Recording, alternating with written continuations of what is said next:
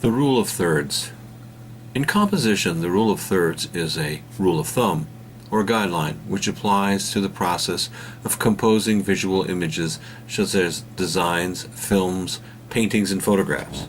The guideline proposes that an image should be imagined as divided into 9 equal parts by 2 equal spaced horizontal lines and 2 equally spaced vertical lines, and that important compositional elements should be placed along these lines or their intersections. Proponents of the technique claim that aligning a subject with these points creates more tension, energy, and interest in the composition than simply centering the subject. This photograph demonstrates the application of the rule of thirds. The horizon sits at the horizontal line divided the lower third of the photo from the upper 2/3.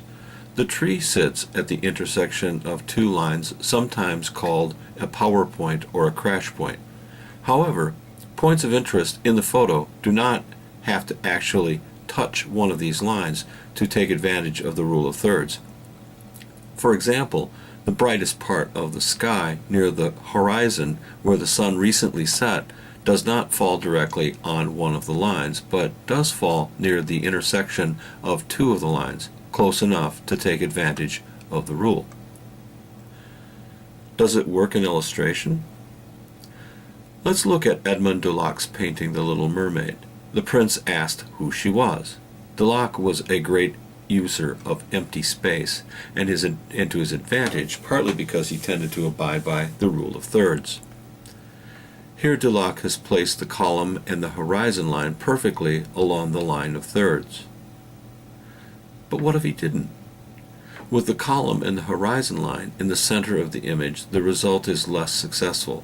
The column dominates the image, stealing focus away from the figures. The viewer's eyes are now glued to this strong shape that bisects the canvas instead of wandering around the image like it originally did. The rule of thirds works because it demands that the artist make one element more dominant than the other. This dominance creates an imbalance, and an imbalance of any sort will always attract the viewer's eye. Bisecting an image perfectly in half creates the least amount of interest because everything is equally balanced.